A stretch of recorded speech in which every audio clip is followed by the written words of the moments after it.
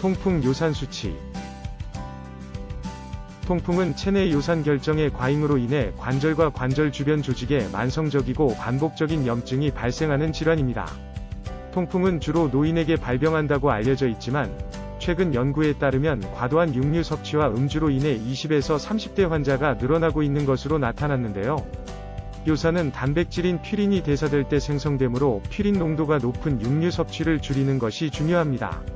이번 시간에는 통풍 요산 수치 기준을 알아보고 통풍에 좋은 음식도 소개할게요. 우리가 먹는 음식에는 퓨린이라는 성분이 들어 있습니다. 퓨린은 에너지로 변환되고 이 과정의 부산물은 요산입니다. 요산은 체내 부산물로 중요한 역할을 하는데 주로 산소 라디칼 생성 방지, 신경계 보호, 혈압 유지 등이 있습니다.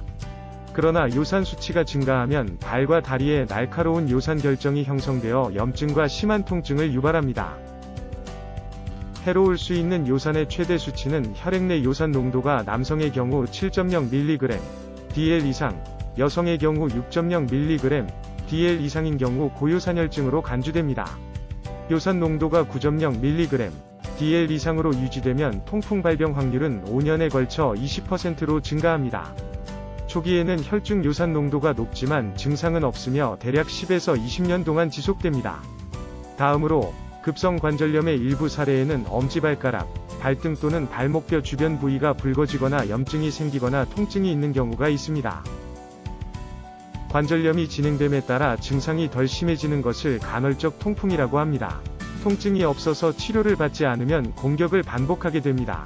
산발성 통풍이 10년 이상 지속되면 이제 만성결절성 통풍이 발생합니다.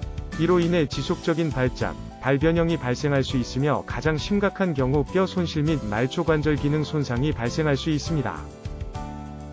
통풍은 생명에 위협이 되는 것은 아니지만 요산이 체내에 축적되면서 각종 염증을 일으키고 혈액순환에 부정적인 영향을 미치게 되는데요.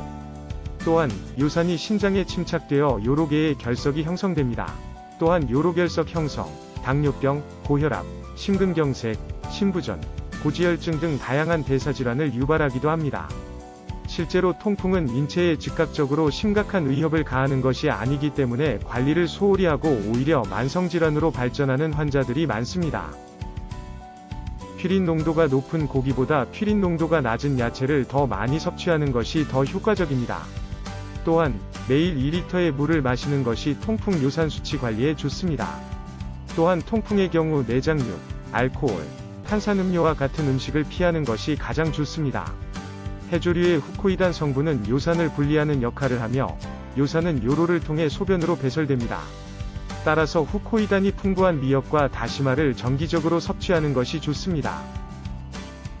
바나나에는 칼륨이 풍부해 요산의 산성을 중화시켜 통풍의 예방과 치료를 촉진하고 요산의 배출을 촉진하기도 합니다. 통풍과 관련된 통증을 줄이는 효과도 있다고 합니다.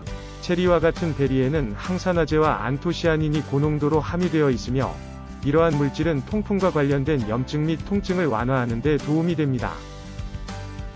버섯에 함유된 베타글루칸은 염증을 줄이는 효능이 있습니다. 통풍은 염증을 동반하는 요산 결정의 화학 반응에 의해 유발되며 이 반응은 베타글루칸에 의해 억제되어 관절의 통증과 부기를 완화시킵니다. 이는 또한 면역 체계를 강화하여 염증을 조절하는 수단으로 사용될 수 있는 잠재력을 가지고 있습니다.